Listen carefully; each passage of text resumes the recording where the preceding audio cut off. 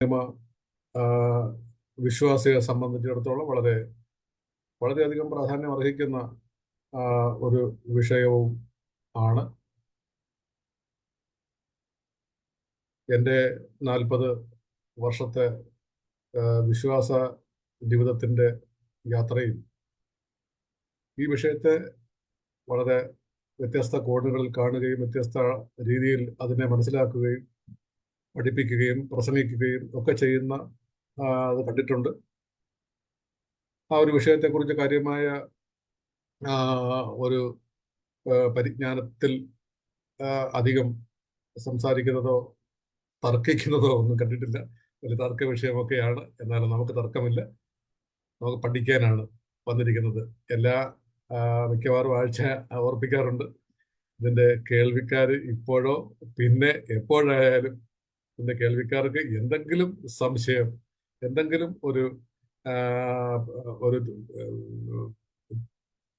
തെളിച്ച കുറവ് അല്ലെങ്കിൽ മനസ്സിലാക്കുന്നതിൽ എന്തെങ്കിലും ഒരു വ്യക്തത കുറവ് ഉണ്ടെങ്കിൽ തീർച്ചയായിട്ടും കോണ്ടാക്ട് ചെയ്യണം, വിളിക്കണം. അതൊക്കെ തീർന്നു തന്നെ മുന്നോട്ട് പോകാൻ ആഗ്രഹിക്കുന്ന ഒരാളാണ് ഞാൻ. ദൈവത്തിൻ്റെ ഏകത്വം എന്നത് വിവക്ഷിക്കുന്നത് തന്നെ ദൈവം ഏകനാണ് എന്നുള്ളതാണ്. ദൈവം ഏകനാണെന്നും ദൈവത്തിൻ്റെ പ്രകൃതി അത് അവിഭാജ്യവും അഭാജ്യവുമാണ്. വിഭജിക്കാൻ ആർക്കും അതിനെ രണ്ടാക്കാനോ മൂന്നാക്കാനോ ഒന്നും പറ്റില്ല, വിഭജിക്കാനും പറ്റില്ല. അഭാജ്യവുമാണ് എന്ന് പഴയ നിയമവും പുതിയ നിയമവും ഒരുപോലെ വെളിപ്പെടുത്തുന്ന ഒരു കാര്യമാണ്. അവിടെയാണ് ത്രിത്വം എന്ന ഒരു വിഷയം നമ്മുടെ മുമ്പിൽ വരുന്നത്. പ്രത്യേകിച്ച് ഒരു പുതിയ നിയമ വിശ്വാസിയുടെ മുൻപിൽ വരുന്ന ഒരു വിഷയമാണ് ട്രിനിറ്റി എന്ന ഒരു ഇംഗ്ലീഷ് പദം. അത് ട്രസ് എന്നും അതുപോലെ യുണൈറ്റാസ് എന്നും ഉള്ള രണ്ട് ലത്തീൻ പദത്തിൽ നിന്ന് രൂപം കൊണ്ട ഒരു പദമാണ്. ത്രിയേകത്വം എന്നാണ് അതിന്റെ വാച്യാർത്ഥം. മലയാളത്തിൽ ത്രിയേക ദൈവം, ദൈവിക തൃത്വം എന്നൊക്കെയാണ് അതിനെ വ്യവഹരിക്കാറുള്ളത്. തൃത്വം എന്ന പദത്തിന് അതിന്റെ അർത്ഥം മൂന്നെന്ന അവസ്ഥ എന്നാണ് ആ വാക്കിന് ഉള്ള വാച്യ അർത്ഥം. വേദ ഭാഗങ്ങളിൽ, അതായത് ആത്മീയ ഗോളത്തിൽ. ആത്മീയ ഗോളം എന്ന് പറയുമ്പോൾ നമ്മൾ ചിന്തിക്കുന്നതിന് അപ്പുറമാണ്. ഈ ദൈവിക ദൈവിക ആളത്വങ്ങളെ വ്യത്യസ്തങ്ങളായിട്ട് പരാമർശിക്കുമ്പോഴാണ് ഈ തൃത്വം എന്ന പദം സാധാരണയായിട്ട് ഉപയോഗിക്കുന്നത്. എന്നാൽ ദൈവിക സത്തയെ, ദൈവത്തിന്റെ അന്തസത്തയെ, അതിനെ സാകല്യമായിട്ട് സൂചിക്കുമ്പോൾ അതിനെ ത്രിയേകത്വം അഥവാ ത്രൈക്യ ബന്ധം എന്ന് നമുക്ക് പറയുന്നതാണ് യുക്തം. ത്രിയേകത്വം എന്നത് ഒരു നിഗൂഢമായ വിഷയമാണ്. ദൈവിക വെളിപ്പാട് കൂടാതെ യുക്തി വൈഭവം കൊണ്ട് അതിനെ അറിയുവാനോ അതുപോലെ തന്നെ ഈ വെളിപ്പാടിന് ശേഷം യുക്തി കൊണ്ട് അതിനെ തെളിയിക്കുവാനോ കഴിയുന്ന ഒന്നല്ല ഇത്. ഈ ത്രിയേകത്വം യുക്തിക്ക് അതീതമാണെങ്കിൽ തന്നെയും അത് യുക്തിക്ക് വിരുദ്ധമായ സംഗതിയും അല്ല. അവിടെയാണ് ആ വിഷയത്തിന്റെ ഗൗരവം കിടക്കുന്നത്. ആ ഒരു വിഷയം ആണ്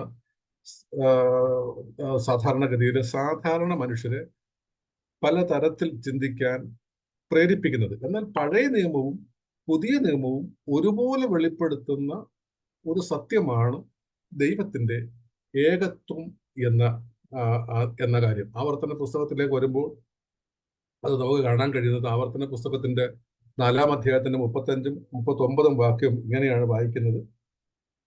അതിന്റെ 35-ാം വാക്യം: നിനക്കോ ഇത് കാണുവാൻ സംഗതി വന്നു, യഹോവ തന്നെ ദൈവം, അവനല്ലാതെ മറ്റൊരുത്തനുമില്ല എന്ന് നീ അറിയേണ്ടതിന് തന്നെ. അതിന് 39-ാം വാക്യം ഇങ്ങനെയാണ് വായിക്കുന്നത്: ആകയാൽ മീതെ സ്വർഗത്തിലും താഴെ ഭൂമിയിലും യഹോവ തന്നെ ദൈവം, മറ്റൊരുത്തനുമില്ല എന്ന് ഇന്ന് അറിഞ്ഞ് മനസ്സിൽ സൂക്ഷിച്ചു വെച്ചുകൊള്ളുക. എന്നാണ് ആവർത്തന പുസ്തകം 4-ാം അധ്യായത്തിൽ രേഖപ്പെടുത്തപ്പെട്ടിരിക്കുന്നത്. അതുപോലെ തന്നെ 1 രാജാക്കന്മാരുടെ പുസ്തകത്തിലേക്ക് വരുമ്പോൾ അതിന്റെ 8-ാം അധ്യായത്തിന്റെ 59-ഉം 60-ഉം വാക്യത്തിൽ ഇങ്ങനെയാണ് വായിക്കുന്നത്: യഹോവ തന്നെ ദൈവം, മറ്റൊരുത്തനുമില്ല എന്ന് ഭൂമിയിലെ സകല ജാതികളും അറിയേണ്ടതിന് അവൻ തന്റെ ദാസനും തന്റെ ജനമായ ഇസ്രായേലിനും അന്നന്ന് ആവശ്യമുള്ളതുപോലെ ന്യായം പാലിച്ചു കൊടുക്കാൻ തക്കവണ്ണം ഞാൻ യഹോവയുടെ മുമ്പാകെ ഒരപേക്ഷിച്ചിരിക്കുന്നു. എന്റെ ഈ വചനങ്ങൾ രാവും പകലും നമ്മുടെ ദൈവമായ യഹോവയുടെ സന്നിധിയിൽ ഇരിക്കുമാറാകട്ടെ. യഹോവ ഏകൻ തന്നെ എന്ന് ഉറപ്പിച്ച്, അല്ലെങ്കിൽ അതിന് അഭാഗ്യമാണെന്ന് ഉറപ്പിച്ച് പറയുന്ന വേദഭാഗങ്ങളിൽ ഒന്നാണ് യെശയ്യാ പ്രവാചകന്റെ പുസ്തകം. അതിന്റെ 45-ാം അധ്യായത്തിന്റെ 5-ാം വാക്യത്തിലേക്ക് വരുമ്പോൾ അവിടെ ഇങ്ങനെയാണ് വായിക്കുന്നത്: ഞാൻ യഹോവയാകുന്നു, മറ്റൊരുത്തനുമില്ല, ഞാനല്ലാതെ ഒരു ദൈവവുമില്ല. നീ എന്നെ അറിയാതിരിക്കെ ഞാൻ നിന്റെ അരമുറുക്കിയിരിക്കുന്നു എന്നാണ് അവിടെ പഴയ നിയമത്തിന്റെ ഈ 3 ഭാഗങ്ങളിൽ രേഖപ്പെടുത്തപ്പെട്ടിരിക്കുന്നത്. മർക്കോസിന്റെ സുവിശേഷത്തിലേക്ക് വരുമ്പോൾ അതിന്റെ 12-ാം അധ്യായത്തിലേക്ക് വരുമ്പോൾ അതിന്റെ 12-ാം മർക്കോസ് 12-ന്റെ 29 മുതൽ 32 വരെയുള്ള വാക്യങ്ങൾ കർത്താവായ യേശുക്രിസ്തുവിന്റെ ശബ്ദമാണ് അവിടെ വായിക്കുന്നത്. അവിടെ ഇങ്ങനെയാണ് വായിക്കുന്നത്. 12-ാം അധ്യായത്തിന്റെ 29-ാമത്തെ വാക്യം മുതൽ ഉള്ള ഭാഗം ഞാനൊന്ന് വായിക്കുകയാണ്. അതിന് യേശു, എല്ലാറ്റിലും മുഖ്യ കൽപ്പനയോ, ഇസ്രായേലെ കേൾക്ക, നമ്മുടെ ദൈവമായ കർത്താവ് ഏക കർത്താവ്. നിന്റെ ദൈവമായ കർത്താവിനെ പൂർണ്ണ ഹൃദയത്തോടും പൂർണ്ണാത്മാവോടും പൂർണ്ണ മനസ്സോടും പൂർണ്ണ ശക്തിയോടും കൂടെ സ്നേഹിക്കണം എന്നാകുന്നു. രണ്ടാമത്തേതോ, കൂട്ടുകാരനെ നിന്നെ പോലെ തന്നെ സ്നേഹിക്കണം എന്നത്രേ. ഇവയിൽ വലുതായിട്ട് മറ്റൊരു കൽപ്പനയും ഇല്ല എന്ന് ഉത്തരം പറഞ്ഞു. ശാസ്ത്രി അവനോട്, നന്ന് ഗുരു, നീ പറഞ്ഞത് സത്യം തന്നെ, ഏകനേയുള്ളൂ, അവനല്ലാതെ മറ്റൊരുത്തനുമില്ല. അങ്ങനെ പുതിയ നിയമത്തിലും പഴയ നിയമത്തിലും കൊരിന്ത്യ ലേഖനത്തിലേക്ക് വരുമ്പോൾ ആ കൊരിന്ത്യ ലേഖനത്തിന്റെ 8-ാം അധ്യായത്തിന്റെ 4, 5, 6, 7 വാക്യങ്ങൾ ഇങ്ങനെയാണ് വായിക്കുന്നത്. 8-ാം അധ്യായം അതിന്റെ 1 കൊരിന്ത്യർ 8-ാം അധ്യായത്തിന് 4 മുതൽ: വിഗ്രഹാർപ്പിതങ്ങളെ തിന്നുന്നതിനെ കുറിച്ചോ, ലോകത്തിൽ വിഗ്രഹങ്ങൾ ഏതുമില്ല എന്നും ഏകദൈവമല്ലാതെ ദൈവമില്ല എന്നും നാം അറിയുന്നു. പല ദേവന്മാരും പല കർത്താക്കന്മാരും ഉണ്ട് എന്ന് പറയുന്നുണ്ടല്ലോ. എന്നാൽ ആകാശത്തിലോ ഭൂമിയിലോ ദേവന്മാർ എന്ന പേരുള്ളവർ ഉണ്ടെന്ന് വരികിലും പിതാവായ ഏകദൈവമേ നമുക്കുള്ളൂ. അവൻ സകലത്തിനും കാരണഭൂതനും അവനായി ജീവിക്കേണ്ടതും ആകുന്നു. യേശുക്രിസ്തു എന്ന ഏക കർത്താവ് നമുക്കുണ്ട്. അവൻ മുഖാന്തരം സകലവും, അവൻ മുഖാന്തരം നാമും ആകുന്നു. അങ്ങനെ പഴയ നിയമവും പുതിയ നിയമവും ഒരുപോലെ വെളിപ്പെടുത്തുന്ന, വിവക്ഷിക്കുന്ന ഒന്നാണ് ദൈവത്തിന്റെ ഏകത്വം. മറ്റൊരുത്തനുമില്ല. അത് അസാധ്യമാണ്. ആർക്കും വിഭജിക്കാൻ കഴിയുന്ന ഒന്നല്ല. ഒന്നിനോടും പങ്കുവയ്ക്കാൻ കഴിയുന്നത് ഒന്നല്ല. ഒന്നിനോടും സാദൃശ്യം ചെലുത്താൻ കഴിയുന്ന ഒന്നല്ല.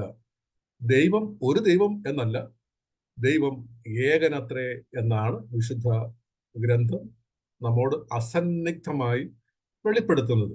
അവനൊരു ദൈവം എന്നല്ല, ഏകദൈവം അവനത്രേ. അതിനാൽ തന്നെ ദൈവം നിസ്തുല്യനാണ്. അവനോട് തുലനം ചെയ്യുവാൻ മറ്റൊന്നിനും ആവില്ല. നിസ്തുല്യനാണ്. പുറപ്പാട് പുസ്തകത്തിലേക്ക് വരുമ്പോൾ നമുക്ക് കാണുവാൻ കഴിയുന്നുണ്ട്. പുറപ്പാട് പുസ്തകത്തിന്റെ 11-ാം അധ്യായത്തിന്റെ 15-ാം അധ്യായത്തിന്റെ 11-ാം വാക്യത്തിലേക്ക് വരുമ്പോൾ നാം ആ നിസ്തുല്യതയെക്കുറിച്ച് നമുക്ക് കാണാനായിട്ട് കഴിയുന്നുണ്ട്. അതിന്റെ 15-ാം അധ്യായത്തിന്റെ 11-ാം വാക്യം ഇങ്ങനെയാണ് വായിക്കുന്നത്. യഹോവ 11-ാം വാക്യം എങ്ങനെയാണ്? യഹോവേ ദേവന്മാരിൽ നിനക്ക് തുല്യൻ ആർ? വിശുദ്ധിയിൽ മഹിമയുള്ളവനെ, സ്തുതികളിന്മേൽ ഭയങ്കരനെ, അത്ഭുതങ്ങളെ പ്രവർത്തിക്കുന്നവനെ, നിനക്ക് തുല്യൻ ആർ? ആ നിസ്തുല്യത വെളിപ്പെടുത്തിയാണ്. സഖരിയ പ്രവാചകന്റെ പുസ്തകം 4-ാം അധ്യായത്തിന്റെ 9-ാം വാക്യത്തിലേക്ക് വരുമ്പോഴും അതേ പ്രയോഗം നമുക്ക് വീണ്ടും കാണുവാൻ കഴിയുന്നുണ്ട്. അതിന്റെ സഖരിയ പ്രവാചകന്റെ പുസ്തകം 14-ാം അധ്യായത്തിന്റെ 9-ാം വാക്യത്തിൽ ഇങ്ങനെയാണ് വായിക്കുന്നത്: അന്നാളിൽ യഹോവ ഏകനും അവന് നാമം ഏകവുമായിരിക്കും. ദൈവം ഏകനാണ്, അവന് നാമവും ഏകമാണ്. അതിന് യാതൊരു തർക്കവും വേദപുസ്തകത്തിൽ ഇല്ല. മാത്രമല്ല, അനന്തമായത് ഒന്നേ ഉണ്ടാകാൻ സാധ്യതയുള്ളൂ. സമ്പൂർണമായത് ഒന്നേ ആകാവൂ. ഒന്നിലധികം സത്തയെക്കുറിച്ചുള്ള ധാരണ തന്നെ സ്വഗത വിരുദ്ധമാണ്. അതിൽ തന്നെ വിരുദ്ധമായി വരും. ഒന്നിലധികം അനന്തത ഉണ്ടാകുക, ഒന്നിലധികം സമ്പൂർണത ഉണ്ടാകുക, അത് സ്വഗതമായി തന്നെ അതിൽ തന്നെ വിരുദ്ധമായി വരുന്ന കാര്യമാണ്. മാത്രമല്ല അത് അയുക്തികമാണ്, യുക്തിക്ക് നിരക്കുന്നതുമല്ല.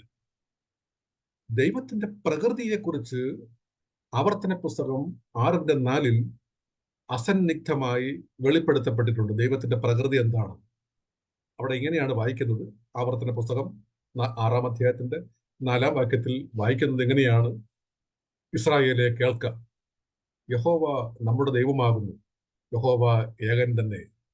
ഇതാണ് ദൈവത്തിന്റെ പ്രകൃതി. ശാശ്വതമായ തന്റെ ആ അനന്തതയെയും സമ്പൂർണതയെയും അസന്നിഗ്ധമായി വെളിപ്പെടുത്തുന്ന കാര്യമാണ് ആവർത്തന പുസ്തകം 4:6 വെളിപ്പാട്. അതിന് യേശു പറഞ്ഞതും ഇങ്ങനെയാണ്, നേരിട്ട് തന്നെ. എല്ലാത്തിനും മുഖ്യ കൽപ്പന, ഇസ്രായേലിലെ കേൾക്കുന്ന നമ്മുടെ ദൈവമായ കർത്താവ് ഏക കർത്താവ്.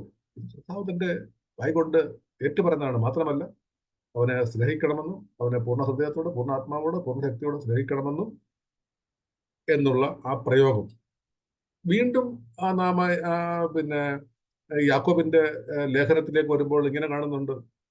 ആ ദൈവം ഏകനെന്ന് നീ വിശ്വസിക്കുന്നുവോ എന്നുള്ള ചോദ്യത്തോടു കൂടി ഒരു ഭാഗമുണ്ട്. ദൈവം ഏകനെന്ന് നീ വിശ്വസിക്കുന്നുവോ? കൊള്ളാം. പിശാചുക്കളും അങ്ങനെ തന്നെ വിശ്വസിക്കുകയും വിറയ്ക്കുകയും ചെയ്യുന്നു എന്നാണ് കർത്താവ് പറഞ്ഞത്. അപ്പം ഈ ഏകത്വത്തെ ആർക്കും തന്നെ ചോദ്യം ചെയ്യാൻ കഴിയാത്തവണ്ണം അത് അസന്നിഗ്ധമായി നമുക്ക് വെളിപ്പെടുത്തി തന്നിരിക്കുന്ന വളരെ വിശദമായ, വളരെ വ്യക്തമായ ഒരു ഭാഗമാണ്. ദൈവത്തെ വിഭജിക്കാൻ ആർക്കും സാധ്യമല്ല. നാം മനുഷ്യന്റെ ഏകത്വത്തെ കണ്ടു. മനുഷ്യന് പക്ഷെ ഭൗതികവും അഭൗതികവുമായ അംശങ്ങളുണ്ട്. അവൻ മണ്ണുകൊണ്ട് ഉള്ള ഈ പ്രകൃതിയോട് ഇണങ്ങി നിൽക്കുന്ന, അല്ലെങ്കിൽ പ്രകൃതിയിൽ നിന്നുള്ളവനാകയാൽ അവന് രണ്ട് അംശങ്ങൾ, ഭൗതികമായതും അഭൗമികമായതുമായ രണ്ട് അംശങ്ങൾ. ഈ ഭൗമികമായതിൽ അഭൗമികമായ ദൈവത്തിന്റെ ജീവശ്വാസം അവനെ ജീവനുള്ള ദേഹിയാക്കി മാറ്റിയ ഈ രണ്ട് അംശങ്ങൾ അവനുണ്ട്. എന്നാൽ ദൈവം ആത്മാവാകുന്നു എന്നുള്ളതാണ് അതിന്റെ സത്ത. ദൈവം ആത്മാവാകുന്നു. ഈ ഏകത്വം എന്നത് ഏകമല്ലാത്തത് കൊണ്ട് ഏകത്വം തൃത്വത്തിന്റെ അംശത്തിന് വിരുദ്ധമായി വരുന്നില്ല.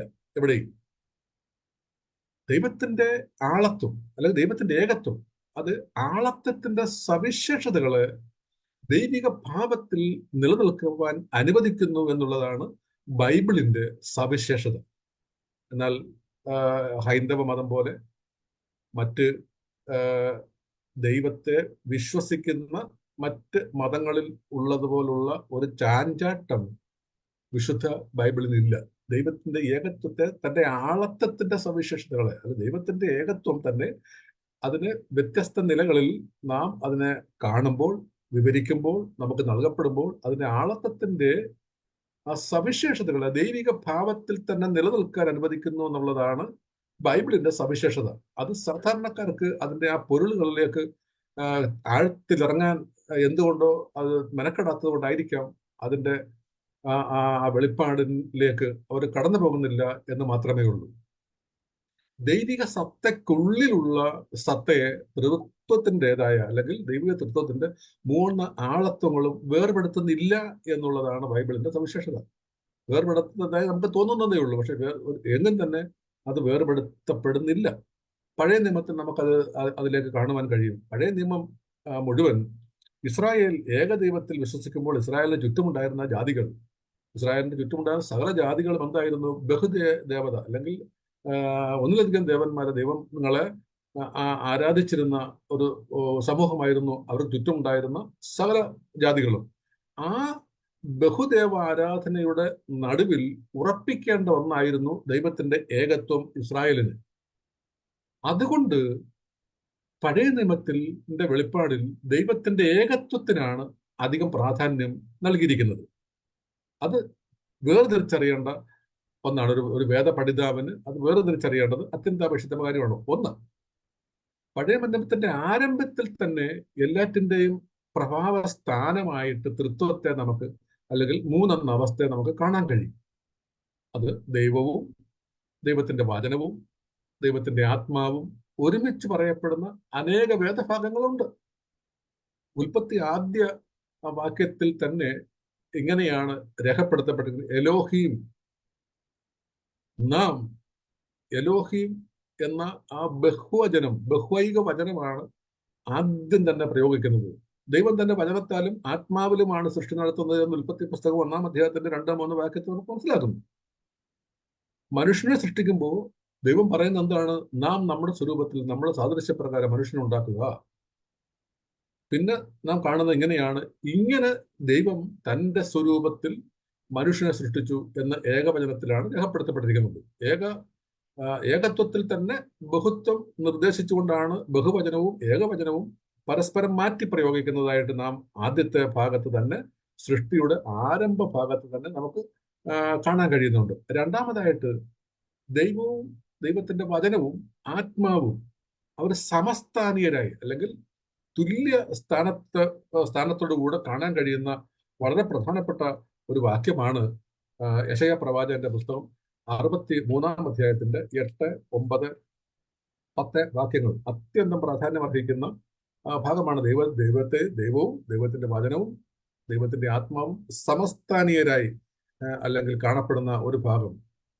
അത് വ്യക്തമായി രേഖപ്പെടുത്തിയിരിക്കുന്ന ഒരു ഭാഗമാണ് യെശയ്യാ പ്രവാചകൻ 63-ലെ 8, 9, 10 വാക്യങ്ങൾ. അതിങ്ങനെയാണ് ആ വാക്യങ്ങൾ: അവർ എന്റെ ജനം, കപടം കാണിക്കാത്ത മക്കൾ എന്ന് തന്നെ ഞാൻ പറഞ്ഞ് അവർക്ക് രക്ഷിതാവായി തീരുന്നു. അവരുടെ കഷ്ടതയിലൊക്കെയും അവൻ കഷ്ടപ്പെട്ടു. അവന്റെ സമ്മുഖദൂതൻ അവരെ രക്ഷിച്ചു. തന്റെ സ്നേഹത്തിലും കനിവിലും അവൻ അവരെ വീണ്ടെടുത്തു. പുരാതന കാലത്തൊക്കെയും അവൻ അവരെ ചുമന്നുകൊണ്ട് നടന്നു. എന്നാൽ അവർ മത്സരിച്ചു, അവന്റെ പരിശുദ്ധാത്മാവിനെ ദുഃഖിപ്പിച്ചു. അതുകൊണ്ട് അവൻ അവർക്ക് ശത്രുവായി തീർന്നു. താൻ തന്നെ അവരോട് യുദ്ധം ചെയ്തു. ഒറ്റ ഭാഗത്ത് തന്നെ ഈ ദൈവത്തിന്റെ ഭാവത്തെ, സത്തയെ ഒരുമിച്ച് വെളിപ്പെടുത്തുകയാണ്. 8-ാമത്തെ വാക്യത്തിൽ ഇങ്ങനെയാണ് വായിക്കുന്നത്: ഇസ്രായേലിന്റെ ഉടമ്പടി ദൈവം, രക്ഷിതാവ്. 9-ാമത്തെ വാക്യത്തിൽ വായിക്കുന്നത് സമ്മുഖ ദൂതൻ. 10-ാമത്തെ വാക്യത്തിൽ വായിക്കുന്നത് മത്സരം കാരണമായി ദുഃഖിച്ച പരിശുദ്ധാത്മാവ്. സമസ്ഥാനീയരായ സകലത്തിനെ കാരണഭൂതമായി സമസ്തമായി അതിനെ വ്യവച്ഛേദിച്ച് നൽകുകയാണ്. താൻ തന്നെ അവരോട് യുദ്ധം ചെയ്തു പറയും. ഇസ്രായേലിന്റെ ഉണ്ടായ സകല ദോഷങ്ങളും, സകല പരീക്ഷകളും, സകല സങ്കടങ്ങളും, സകല തകർച്ചകളും, സകല യുദ്ധങ്ങളും ഒക്കെ അവരെ ജാതികളല്ല ചെയ്തത്. യഥാർത്ഥത്തിൽ ദൈവം തന്നെയാണ്. അവിടെ പറയുന്നത് ദൈവത്തിന്റെ പരിശുദ്ധാത്മാവ് അവരോട് യുദ്ധം ചെയ്തു എന്നുള്ള അപ്പൊ ആ ഭാഗങ്ങളൊക്കെ ദൈവത്തിന്റെ ഏകത്വത്തെ അരക്കിട്ട് ഉറപ്പിക്കുന്ന ഭാഗങ്ങളാണ്. അതുപോലെ 3-ാമത്തെ കാര്യം, തിരുവചനത്തെ ജ്ഞാനമെന്ന് മൂർത്തീകരിച്ച് പറയുന്ന വേദഭാഗങ്ങൾ ഉണ്ട്. പ്രത്യേകിച്ച് സദൃശ്യവാക്യവും ഇയ്യോബിന്റെ പുസ്തകമൊക്കെ ജ്ഞാനത്തെ മൂർത്തീകരിച്ച് പറയുന്ന ഭാഗങ്ങൾ അനവധിയായി പറയുന്നുണ്ട്. മാത്രമല്ല അതിനെ സൃഷ്ടിക്കും അതുപോലെ ഭരണത്തിനും കാരണഭൂതമായി തന്നെ ജ്ഞാനത്തെ പറയുന്ന ഭാഗമാണ് 8-ാമത്തെ സദൃശ്യവാക്യം 8-ാം അധ്യായത്തിന്റെ 1 മുതലുള്ള വാക്യങ്ങൾ. അവിടെ എല്ലാം അത് നമുക്ക് എടുത്തെടുത്ത് ആ 8-ാം അധ്യായം, പ്രത്യേകിച്ച് സദൃശ്യവാക്യം 8-ാം അധ്യായം മുഴുവൻ അതിന്റെ 22-ാം വാക്യത്തിലേക്ക് വരുമ്പോൾ അതിന്റെ വാക്യം ഇങ്ങനെയാണ് വായിക്കുന്നത്: യഹോവ പണ്ടേ തന്റെ വഴിയുടെ ആരംഭമായി, തന്റെ പ്രവൃത്തികളുടെ ആരംഭമായി എന്നെ ഉളവാക്കി. ജ്ഞാനത്തെക്കുറിച്ച് പറഞ്ഞ് താഴോട്ട് വരുന്ന ഭാഗത്താണ് നാം ആ ഭാഗം വായിക്കുന്നത്. 8-ാം അധ്യായത്തിന്റെ 1-ാം വാക്യം ഇങ്ങനെയാണ്: ജ്ഞാനമായവൾ വിളിച്ചു പറയുന്നില്ലയോ? ജ്ഞാനത്തെ ഒരു വ്യക്തിത്വത്തോട് മൂർത്തീകരിച്ച് ജ്ഞാനത്തെ മൂർത്തഭാവത്തിൽ അവതരിപ്പിക്കുന്ന ഭാഗമാണ് സദൃശ്യവാക്യം 8-ാം അധ്യായം. അതുപോലെ ഇയ്യോബിന്റെ പുസ്തകം 28-ാം അധ്യായം ഒക്കെ ജ്ഞാനത്തെ മൂർത്തീകരിച്ച് പറയുകയാണ്. തന്റെ വഴിയുടെ ആരംഭമായി ജ്ഞാനത്തെ അവതരിപ്പിക്കുകയാണ്. ഈ ജ്ഞാനത്തെ അവതരിപ്പിക്കുന്ന ഭാഗത്തെ ആണ് തിരുവചനം മറ്റു മതങ്ങളിൽ നിന്നും വളരെ വ്യത്യസ്തമായി കാണുന്നതിന്റെ, വളരെ വ്യത്യസ്തമായിരിക്കുന്നതിന്റെ പ്രധാനപ്പെട്ട കാരണം. വ്യത്യസ്തമായി മനുഷ്യർക്ക് അത് ജ്ഞാനരൂപത്തിൽ, അതുകൊണ്ടാണ് പറയുന്നത് അവർ അക്ഷയനായ ദൈവത്തിന്റെ തേജസ്സിനെ അവർ ക്ഷയമുള്ളതിനോട് രൂപം മാറ്റി അവരങ്ങനെ ആക്കിയതിന്റെ കാരണം അവർ പറയുന്നത് അവർ പരിജ്ഞാനത്താൽ ദൈവത്തെ ധരിക്കാൻ അവർക്ക് മനസ്സില്ലായിരുന്നു എന്നാണ്. അത് ഇന്നും അത് അങ്ങനെ തന്നെയാണ്. പരിജ്ഞാനത്തിൽ ദൈവത്തെ ധരിപ്പാൻ ഒട്ടുമേ മനസ്സില്ല. ഇന്നലെയും വൈകിട്ട് ഞാൻ ഒരു കൺവെൻഷൻ മീറ്റിങ്ങിന് കേൾവിക്കാരനായി പങ്കെടുത്തിരുന്നു. ഈ ലോകത്തിലെ ഭൗതിക കാര്യങ്ങൾ മാത്രമേ നമ്മുടെ ദൃഷ്ടിയിൽ ഉള്ളൂ. ദൈവത്തിൻ്റെ പരിജ്ഞാനത്തോടു കൂടിയുള്ള ദൈവത്തെ പ്രാപിക്കൽ, ധരിക്കൽ, അതിലേക്കുള്ള നടത്തിപ്പ് നമുക്കാർക്കും നമ്മുടെ വിഷയമല്ല.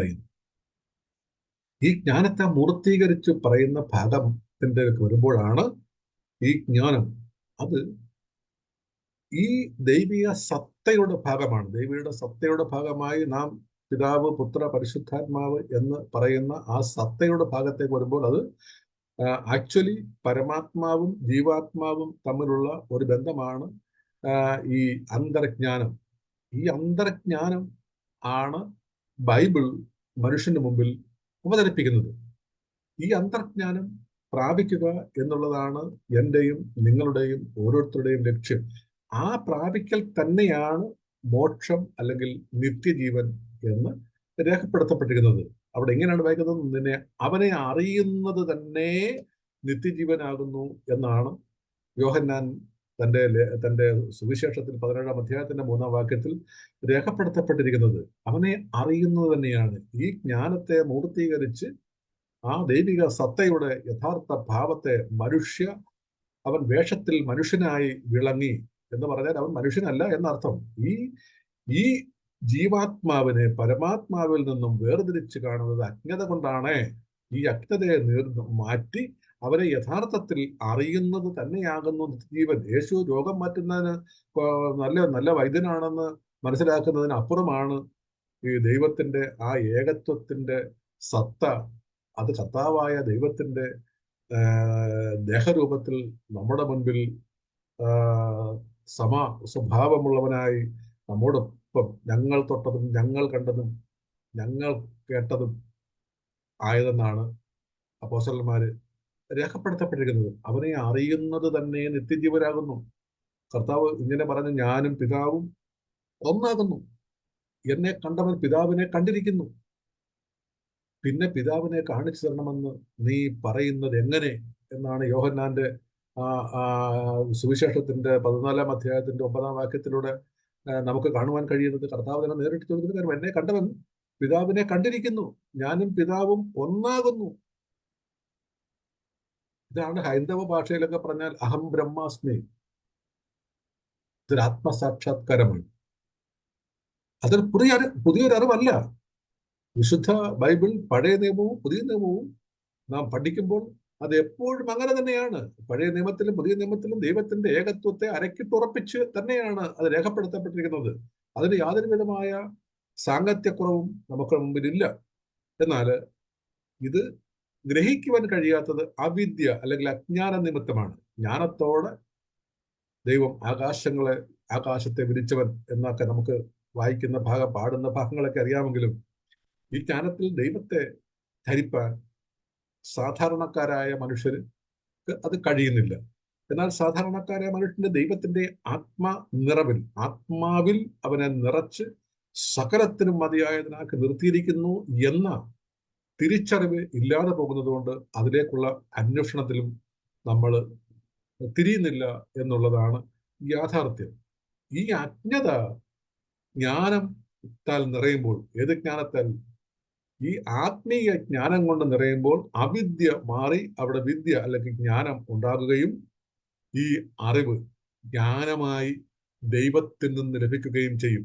അത് ആർക്കും പഠിച്ചെടുക്കാൻ കഴിയുന്നതോ കേട്ട് മനസ്സിലാക്കിയെടുക്കുവാൻ കഴിയുന്നതുമായ ഒന്നല്ല. ഇതൊരു അന്തർദർശനമാണ്, ഇതൊരു ആത്മസാക്ഷാത്കാരമാണ്.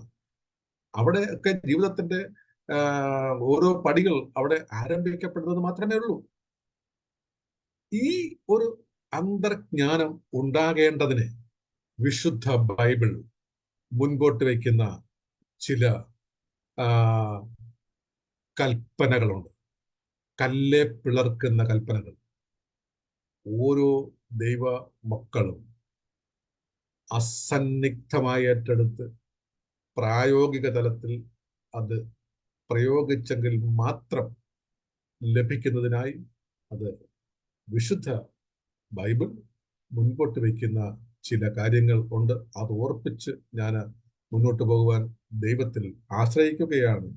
ഈ ഒരു ആത്മസാക്ഷാത്കാരത്തിന് ആദ്യമായി വിശുദ്ധ ബൈബിൾ മനുഷ്യനോട്, മനുഷ്യകുലത്തോട്, പുതിയ നിയമ വിശ്വാസിയോടൊന്ന് ഒരു ചുരുക്കം ചെറിയ വാക്കിൽ അല്ലെങ്കിൽ ഒരു ചെറിയ സർക്കിളിനകത്ത് നിന്ന് പറയാൻ മനുഷ്യകുലത്തോട് കൽപ്പിക്കുന്നത് കാമം അല്ലെങ്കിൽ ആഗ്രഹത്തെ നിരോധിക്കുവാനാണ് ആദ്യമായി ആവശ്യപ്പെടുന്നത്. ആഗ്രഹങ്ങളെ നിരോധിക്കുക. അതിന് യേശു ആവശ്യപ്പെടുന്നത് ഇങ്ങനെയാണ്: തന്നെത്താൻ ത്യജിച്ച് തന്റെ ക്രൂശ് എടുത്ത് എന്നെ അനുഗമിക്കണം. ഇത് ഈ ആത്മസാക്ഷാത്കാരത്തിന്റെ ആദ്യത്തെ പടിയായി, ആദ്യത്തെ സ്റ്റെപ്പായിട്ട് മുന്നോട്ട് വയ്ക്കുന്ന ഒരു കാര്യമാണ് തന്നെത്താൻ ത്യജിച്ച് തന്റെ ക്രൂശ് എടുത്ത് അനുഗമിക്കണം. വിശുദ്ധ ബൈബിൾ ആധ്യാത്മിക ഭാഷയിൽ കാമം അല്ലെങ്കിൽ ആഗ്രഹം, ഈ ആഗ്രഹത്തെ ത്യജിക്കുവാൻ ആവശ്യപ്പെടുന്ന കാര്യം തന്നെത്താൻ ത്യജിക്കുക എന്നുള്ളതാണ്. തന്നെത്താൻ ത്യജിക്കുക അത്ര എളുപ്പം നടക്കുന്ന ഒരു കാര്യമല്ല ഈ തന്നെത്താൻ ത്യജിക്കുക എന്നുള്ളത്. കർത്താവ്, അത് നന്നായിട്ട് അറിയാവുന്ന കർത്താവ്, സർവശക്തനായ ദൈവം, നന്നായിട്ട് മനുഷ്യന്റെ അവസ്ഥയെയും മനുഷ്യന്റെ എല്ലാ ബലഹീനതയെയും കുറവിനെയും ബലത്തെയും എല്ലാം അറിയാവുന്ന സൃഷ്ടിച്ച കർത്താവ് അതുകൊണ്ട് എടുത്തു പറയുകയാണ്: എന്ത് തിന്നും, എന്തൊടുക്കും, എവിടെ പാർക്കും, ഈ കാര്യങ്ങൾ ഓർത്ത് നിങ്ങൾ വിചാരപ്പെടേണ്ട എന്നാണ് അരുമനാഥനായ കർത്താവ് നമ്മോട്, മനുഷ്യകുലത്തോട് ആവശ്യപ്പെടുന്നത്. നിങ്ങൾ തന്നെത്താൻ ത്യജിച്ച്, ആഗ്രഹങ്ങളൊക്കെ ഉപേക്ഷിച്ച്, തന്നെത്താൻ ത്യജിച്ച് തന്റെ ക്രൂശെടുത്ത് തന്നെ അനുഗമിക്കണം. നിശ്ചയമായും അത് കേൾക്കുമ്പോൾ അല്പം ബുദ്ധിമുട്ട്, അല്പം പ്രയാസം, സങ്കടം, ചിന്താഭാരത്താൽ വലഞ്ഞ് പോകാനുള്ള സാധ്യത. നന്നായിട്ട് മനുഷ്യനെ മണ്ണുകൊണ്ട് മെനഞ്ഞ മനുഷ്യന്റെ എല്ലാ അവസ്ഥയും അറിയുന്ന തമ്പുരാൻ പറയുകയാണ്: നീ എന്ത് തിന്നും, എന്തൊടുക്കും, എവിടെ പാർക്കും എന്നോർത്ത് നീ ചഞ്ചലപ്പെടേണ്ട കാര്യമില്ല, വിചാരപ്പെടേണ്ട കാര്യമില്ല. ഒക്കെ നിനക്ക് ആവശ്യമെന്ന് ഞാൻ അറിയുന്നു എന്നാണ്. ഞാൻ നിങ്ങളെ അനാഥരായി വിടുകയില്ല എന്നാണ് യോഹന്നാന്റെ സുവിശേഷം 14 അധ്യായത്തിന്റെ 18 വാക്യത്തിൽ പറയുന്നത്. തന്നെത്താൻ ത്യജിക്കാൻ, അല്ലെങ്കിൽ ആഗ്രഹങ്ങളെ ഉപേക്ഷിക്കാൻ വെറുതെ പറഞ്ഞങ്ങ് പോവുകയല്ല തമ്പുരാൻ ചെയ്തത്. ദൈനംദിന ജീവിതത്തിന്റെ എല്ലാ ഭാഗങ്ങളെയും നന്നായിട്ട്, നിന്നേക്കാൾ നന്നായിട്ട് അറിയുന്നു. മാത്രമല്ല, ഒരു കാരണവശാലും നിന്നെ അനാഥനായി വിടുകയില്ല എന്ന് ആരംഭമായി തന്നെ ആദ്യത്തെ സ്റ്റെപ്പ്, ആദ്യത്തെ പടിയിലേക്ക് കയറുവാൻ വന്ന മനുഷ്യനോട് പറയുകയാണ്: നിന്നെ ഞാൻ അനാഥനായി ഒരു കാരണവശാലും വിടുകയില്ല. രണ്ടാമത് പറയുന്നത്, രണ്ടാമത്തെ ആവശ്യം ബൈബിൾ മുന്നോട്ട് വയ്ക്കുന്നത് നിത്യവും അനിത്യവുമായത്, അതായത് നിത്യമായതിനെയും അനിത്യമായതിനെയും തമ്മിൽ വേർതിരിച്ചറിയണം. വിവേകം, അതിനെക്കുറിച്ച് പറയുന്നത് ഭേദങ്ങളെ തിരിച്ചറിയണമെന്നാണ് പൗലോസിന്റെ ഭാഷ. എന്ന് പറഞ്ഞാൽ നിത്യമായത് എന്താണ്, അനിത്യമായത് എന്താണ്? ഞാൻ ഇപ്പോൾ ആഗ്രഹിക്കുന്നത് എന്നെ നിത്യതയിലേക്ക് എത്തിക്കുവാൻ പര്യാപ്തമായതാണോ? അത് നിത്യമായതാണോ? ഞാനിപ്പോൾ ആഗ്രഹിക്കുന്നത് അത് അനിത്യമായോ താൽക്കാലികമായിട്ടുള്ളതാണോ? താൽക്കാലികമായി എനിക്ക് സുഖം തരുന്നത്, താൽക്കാലികമായി എനിക്ക് സംതൃപ്തി തരുന്നത്, താൽക്കാലികമായി എൻ്റെ ആഗ്രഹങ്ങൾക്ക് സംതൃപ്തി തരുന്നതായിരിക്കാം. അത് ഒടുവിൽ അത് നിത്യമായതായി എനിക്ക് ഗുണം ചെയ്യുമോ എന്നുള്ളതിന്റെ താരതമ്യം, ഭേദങ്ങളെ തിരിച്ചറിഞ്ഞ് വിവേകത്തിൻ്റെതായ ഭാഗമാണ് നമ്മോട് ആവശ്യപ്പെടുന്നത്. ഇങ്ങനെയാണ് അതിനെക്കുറിച്ച് പറയുന്നത്: നിങ്ങൾ പ്രാവിനെ പോലെ നിഷ്കളങ്കരും പ്രാവിനെ പോലെ ബുദ്ധിയുള്ളവരുമായിരിക്കും എന്നാണ് ആ ഭാഗത്തെ കർത്താവ് സാമാന്യ ഭാഷയിൽ നൽകിയിരിക്കുന്ന, നമുക്ക് നൽകിയിരിക്കുന്ന ഒരു പ്രബോധനം. മൂന്നാമതായി ആവശ്യപ്പെടുന്നത് എല്ലാവിധമായ ഭോഗങ്ങളിൽ നിന്ന് മുക്തമാകണം, അല്ലെങ്കിൽ വൈരാഗ്യം ഉണ്ടാകണമെന്നാണ്.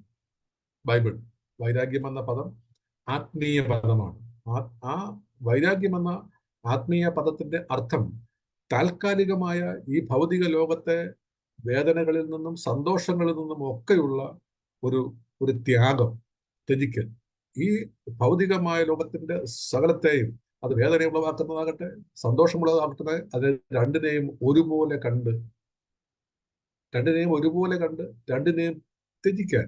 ശാഖപദാർത്ഥമാണോ? പ്രശ്നമല്ല. മൃഷ്ടാന്ന ഭോജനമാണോ? പ്രശ്നമല്ല. രണ്ടിനും ഭേദമില്ലാതെ തന്നെ അതിനെ രണ്ടിനെയും ഒരുപോലെ ത്യജിച്ച് മുന്നോട്ട് പോകുവാൻ കഴിയുന്ന ഒന്നാണ് എന്ന് പറഞ്ഞാൽ മുൻപിൽ ഇരിക്കുന്നത് വളരെ വിശേഷമുള്ള നിത്യമായ ഒന്നാണ്.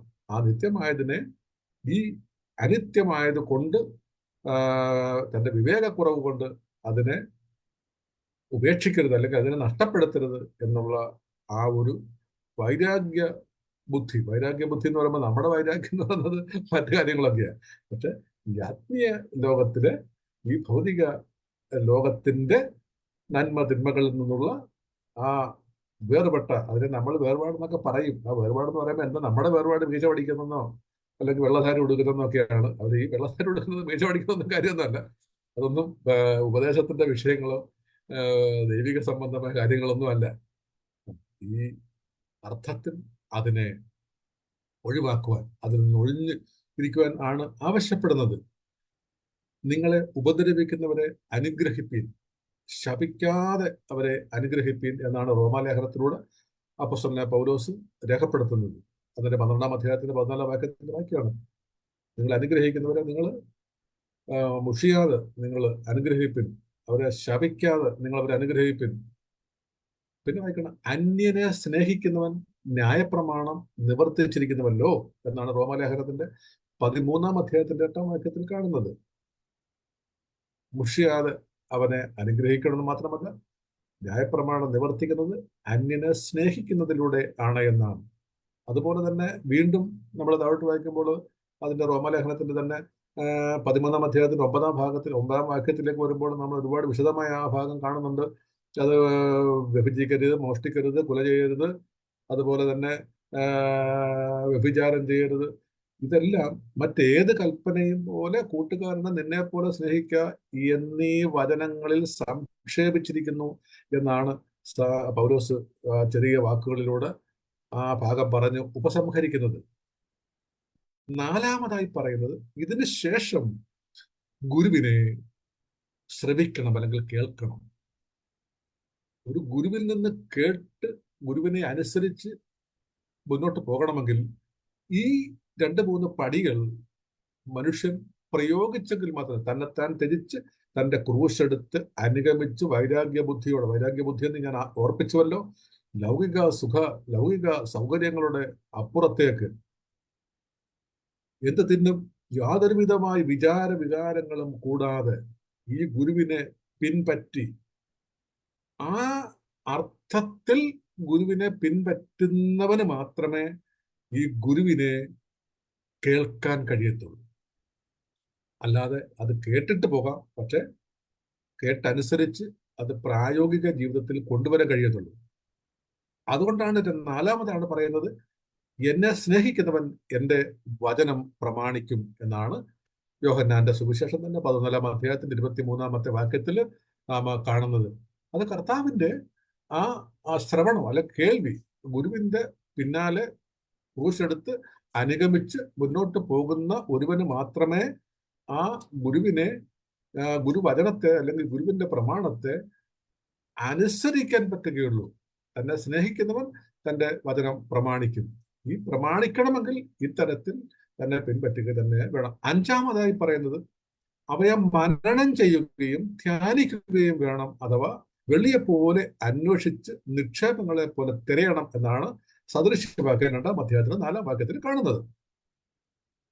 നിക്ഷേപം തിരയുന്നത് പോലെ തിരയണം. സദൃശ്യവാക്യം 2-ാം അധ്യായം 4-ാം വാക്യം, 4, 5, 6 താഴോട്ട് വാക്യം വളരെ വിശേഷപ്പെട്ട ഒരു വാക്യമാണ് വിശുദ്ധ ഗ്രന്ഥത്തിലെ. മനനം ചെയ്യുകയും ധ്യാനിക്കുകയും, വെറും ധ്യാനമല്ല, വെള്ളി അന്വേഷിക്കുന്നത് പോലെ നിക്ഷേപം തിരയുന്നത് പോലെ തിരയണം. തിരയുമ്പോഴാണ് അവിടെ നിന്ന് വിശേഷപ്പെട്ട നിധിയുടെ അനുഭവം ജീവിതത്തിലേക്ക് വരുന്നത്. നിങ്ങൾ എന്നിലും എൻ്റെ വചനം നിങ്ങളിലും വസിച്ചാൽ നിങ്ങൾ ഇച്ഛിക്കുന്നത് എന്തെങ്കിലും അപേക്ഷിപ്പിൻ, അത് നിങ്ങൾക്ക് കിട്ടും എന്നാണ് കർത്താവ് നേരിട്ട് പറഞ്ഞത്. അത് യോഹന്നാന്റെ സുവിശേഷം 15-ന്റെ 7-ാം വാക്യമാണ്.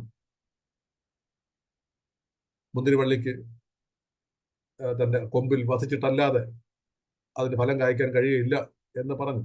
അപ്പൊ നിങ്ങൾ എന്നിലും എൻ്റെ വചനം നിങ്ങളിലും വസിച്ചാൽ നിങ്ങൾ എന്ത് ഇച്ഛിക്കുമ്പോഴും അത് നിങ്ങൾക്ക് അപേക്ഷിച്ചാൽ ലഭിക്കും എന്നാണ് വാഗ്ദത്തം. അല്ലാതെ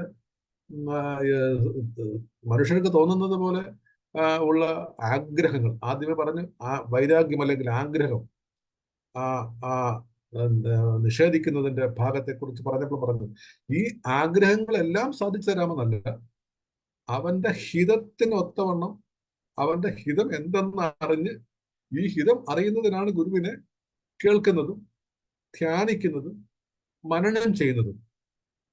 ബുദ്ധിപരമായ ഒരു നിർണയം ഉണ്ടാകുന്നതിനാണ് മനനം ചെയ്യുന്നത്. അല്ലെങ്കിൽ പേർത്തും പേർത്തും അതിനെ ധ്യാനിക്കുക, അല്ലെ അതിനെ ഓർക്കുക, പഠിക്കുക, താഴേക്ക് ഇറങ്ങുക. അത് ബുദ്ധിപരമായ ഒരു ഒരു ഒരു ഒരു നിർണയം ഉണ്ടാകേണ്ടതിന് വേണ്ടിയാണ്. അപ്പൊ ഈ അനുഭവത്തിലൂടെയാണ് നമുക്ക് ദൈവത്തിൽ നിന്ന് ദൈവത്തിന്റെ നടത്തിപ്പ് എന്ന് പറയുന്ന അനുഭവം ജീവിതത്തിലേക്ക് കടന്നു വരുന്നത്. അപ്പോൾ നമ്മുടെ ഈ ആഗ്രഹങ്ങളുടെ നിഗ്രഹണമാണ് ബൈബിൾ, അല്ലെങ്കിൽ ഇന്ദ്രിയ നിഗ്രഹണം എന്നൊരു പദപ്രയോഗമാണ് അപ്പോസ്തലനായ പൗലോസ് പ്രയോഗിച്ചിരിക്കുന്നത്. ആ ഭാഗങ്ങളൊന്നും ഇന്നത്തെ വിശ്വാസിക്ക് കേൾക്കുന്ന അത്ര വലിയ താല്പര്യമുള്ള കാര്യമൊന്നും അല്ല. അവർക്ക് അതൊക്കെ അവിടെ കിടക്കേണ്ടത്, നമുക്ക് വല്ലതും കിട്ടുമോ? യേശുവിനെ പിൻപറ്റിപ്പോയാൽ, പിൻപറ്റാൻ ഇറങ്ങി വന്നാൽ, ഇന്നലെയാണെങ്കിൽ ഞാൻ കേട്ടപ്പോൾ രക്ഷയെക്കുറിച്ചൊന്നും പറഞ്ഞില്ല, സ്നാനപ്പെട്ടാൽ മതി, സ്നാനപ്പെട്ടാൽ എല്ലാം കിട്ടും എന്ന് മാത്രമാണ്. നമുക്കെല്ലാം കിട്ടുമെന്നുള്ള പ്രതീക്ഷയല്ലാതെ മറ്റു കാര്യങ്ങളൊന്നും നമ്മളോട് പറയരുത്. അല്ല, വിശുദ്ധ ഗ്രന്ഥം ആവശ്യപ്പെടുന്ന ഭാഗം അത് ഒഴുകിക്കൊണ്ടിരിക്കുന്ന നദികൾ അവയുടെ നാമരൂപങ്ങളൊക്കെയും വിട്ട് എപ്രകാരമാണോ അത് സമുദ്രത്തിൽ അത് വിലയം പ്രാപിക്കുന്നത്, അങ്ങനെയാണ് ഒരു ഭക്തൻ തന്റെ നാമരൂപങ്ങളൊക്കെയും പരാപര ദിവ്യ പുരുഷനായ യേശു ക്രിസ്തുവിൽ നിമജ്ഞരായി ലീനരായിത്തീരുന്ന ഒരു അനുഭവം. അവിടെ പൗലോസിന് വേണമെങ്കിൽ വലിയ പുകഴ്ചകളൊക്കെ പറയാമായിരുന്നു എന്ന് നമ്മൾ പലപ്പോഴും പ്രസംഗിക്കാറുണ്ട്. ഇതിനൊക്കെ അപ്പുറമായി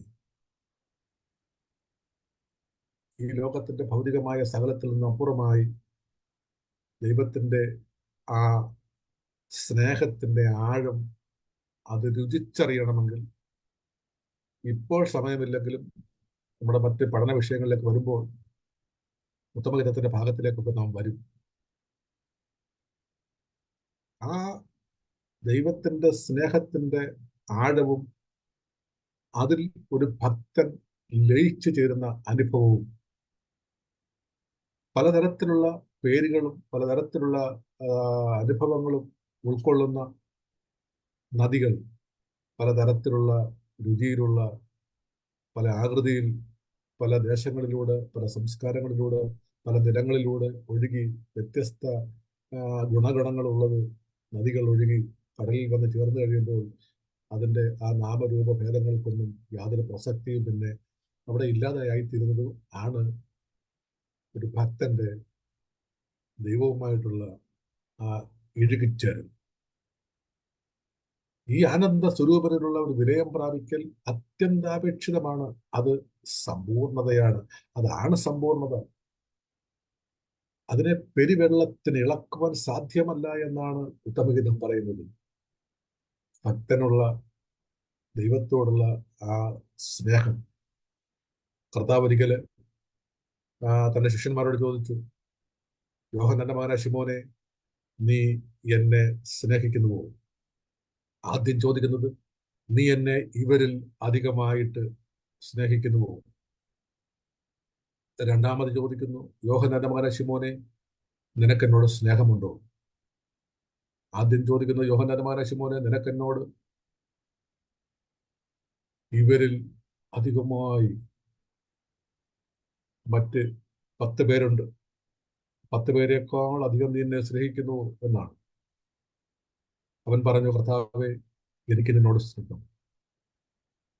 അവൻ പറയുന്നത്, എനിക്ക് നിന്നോട് പ്രിയമുണ്ടെന്ന്. രണ്ടാമതും ചോദിക്കുന്നു, യോഹന്നാന്റെ മകനായ ശിമോനെ, നിനക്ക് എന്നോട് സ്നേഹമുണ്ട്? വാസ്തവത്തിൽ അവിടെ പത്രോസ് പറയുന്ന മറുപടി, കർത്താവേ, എനിക്ക് നിന്നോട് പ്രിയമുണ്ട്. 2 പ്രാവശ്യം പ്രിയമുണ്ടെന്ന് പറഞ്ഞതുകൊണ്ട് മൂന്നാമത് കർത്താവ് മോശക്കാരനല്ല. കർത്താവ് ചോദിക്കുകയാണ്, വാസ്തവമായി നിനക്ക് എന്നോട് പ്രിയമുണ്ടോ?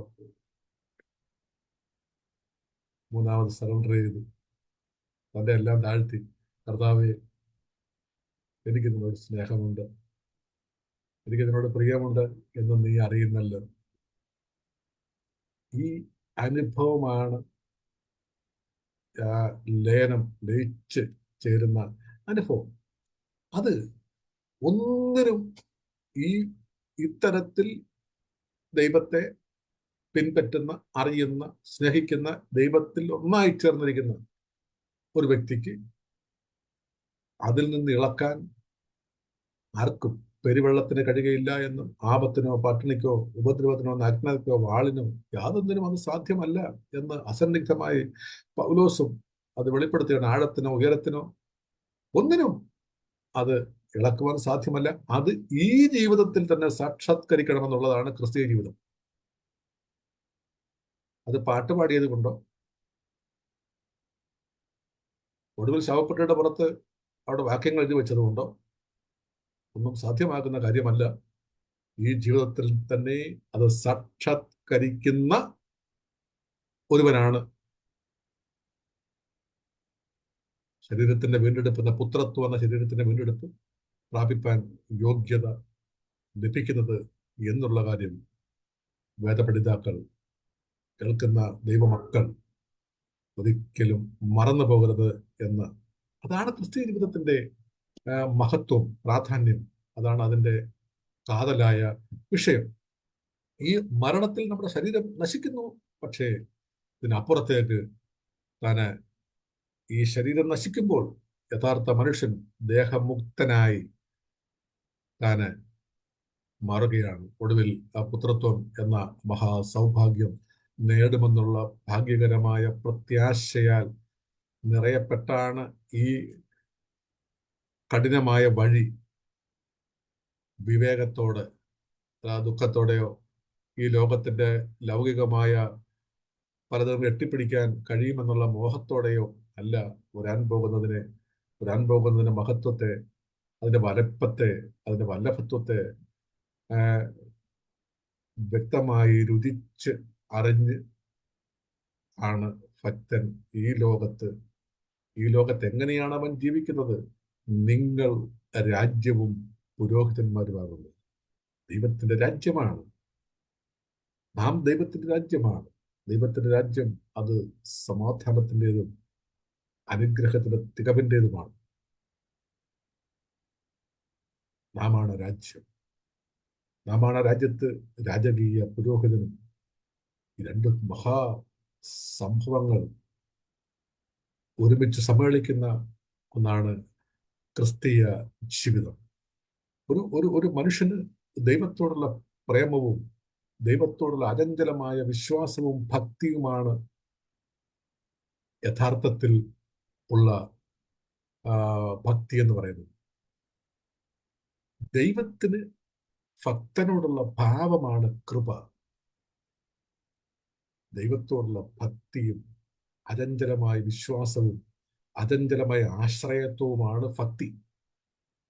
ദൈവത്തിന് അങ്ങനെയുള്ള ഭക്തനോട് ദൈവത്തിനുള്ള ഭാവമാണ് കൃപ എന്നത്. ദൈവത്തിന് അല്ലെങ്കിൽ ഈശ്വരന്റെ അധിപന്, ദൈവത്തിന് ഈ ചിത്തും അജിത്തും, അതായത് ശാശ്വതമായതും അശ്വരമായതുമായ രണ്ടിനോടും അതിനെ പല അർത്ഥത്തിൽ വേദം രേഖപ്പെടുത്തുന്നുണ്ട്.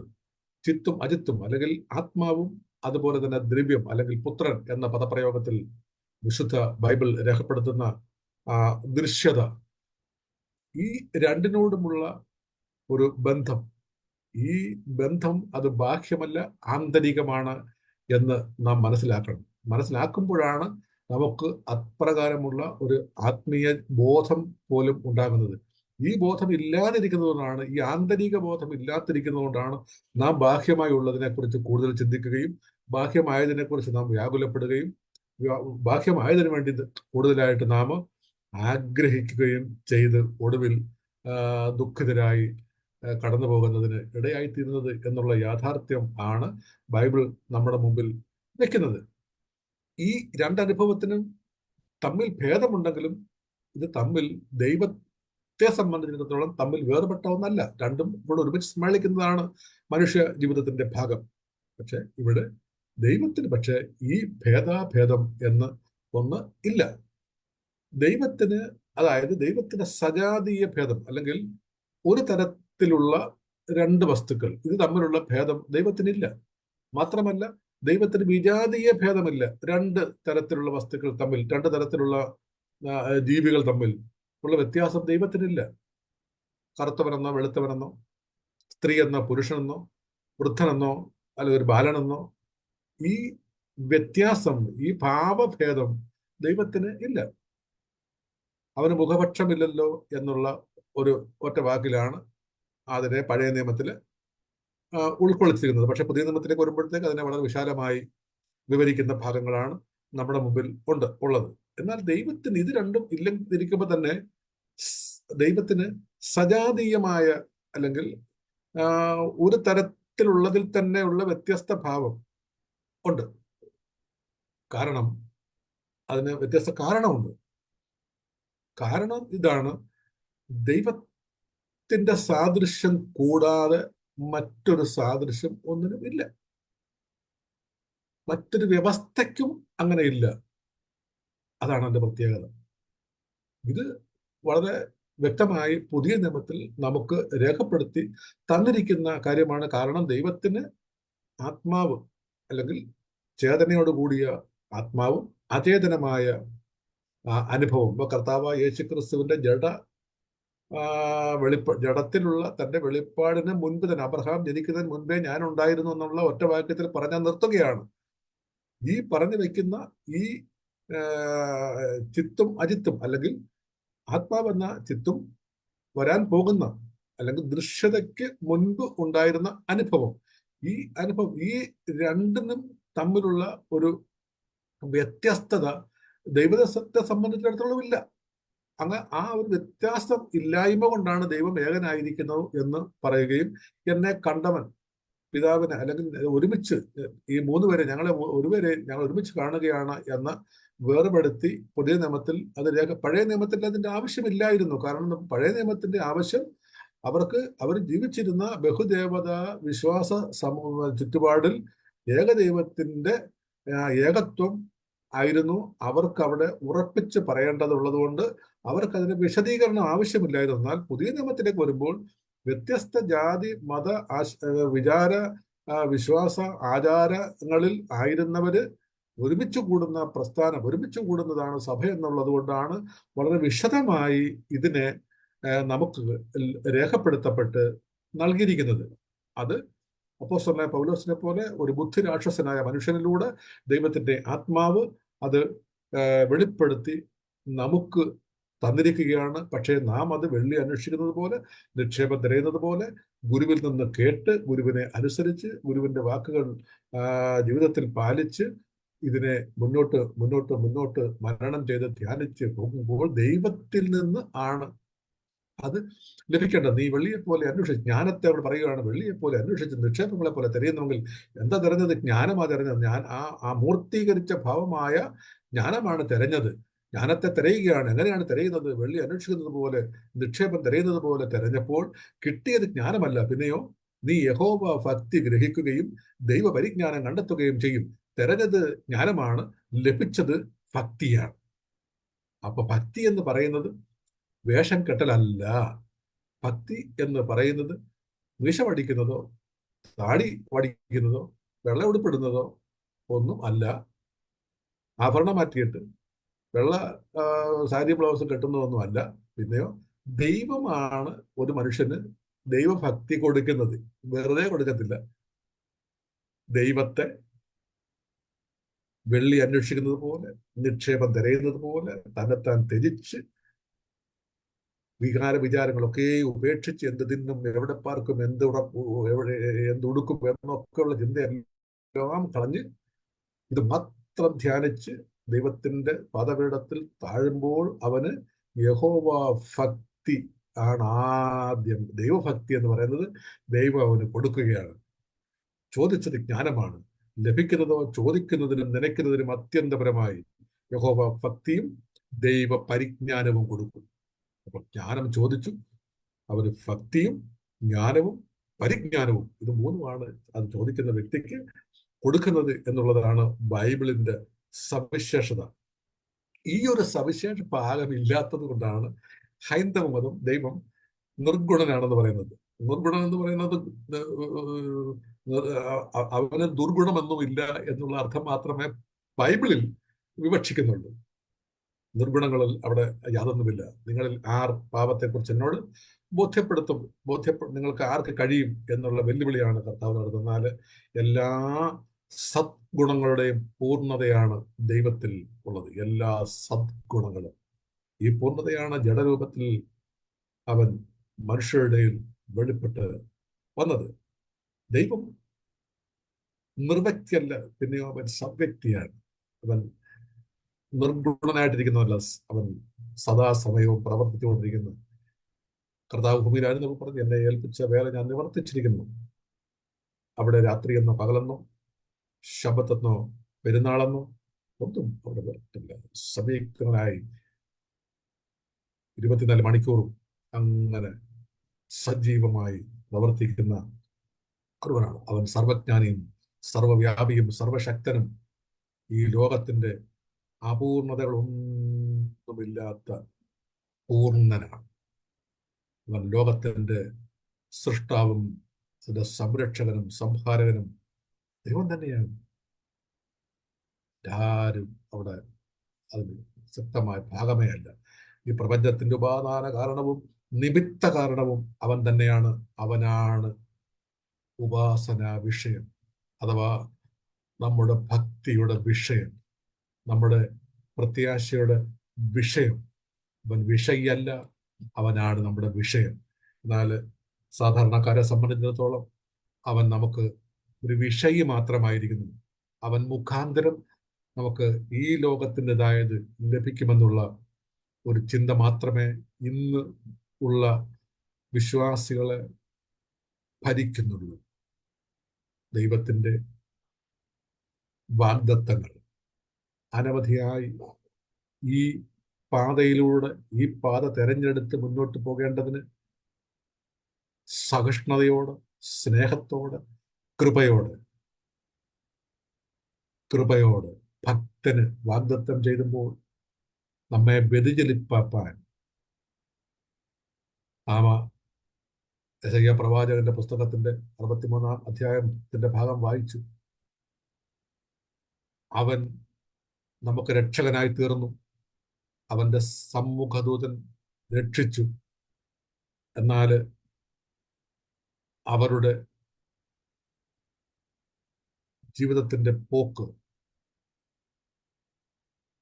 അത് കണ്ടിട്ട് ദുഃഖിച്ചു.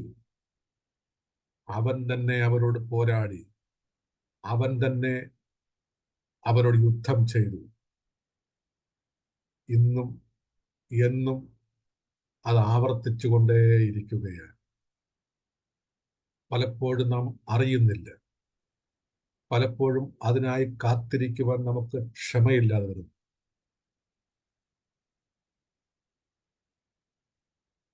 അതിനായി ആ വഴിയിൽ നിന്നും നമ്മെ വ്യതിചലിപ്പിക്കാൻ അന്നും ഇന്നും എന്നും ശത്രു പോരാടിക്കൊണ്ടേയിരിക്കുന്നു. വ്യാജപ്രവാചകനെ കല്ലെറിഞ്ഞ് കൊന്നുകളയണമെന്ന് പ്രമാണമുണ്ടായിരുന്നപ്പോൾ തന്നെ അനേക കള്ളപ്രവാചകന്മാർ അവിടെ ഉണ്ടായിരുന്നു. അനേക കള്ള പുരോഹിതന്മാരുണ്ടായിരുന്നു. കല്ലെറിഞ്ഞ് കൊന്നുകളയണമെന്ന നിയമമുണ്ടായിരുന്നപ്പോൾ തന്നെ, അത് നടപ്പാക്കിയിരുന്നപ്പോൾ തന്നെ, അങ്ങനെയെങ്കിൽ ഇന്ന് എത്ര അധികം.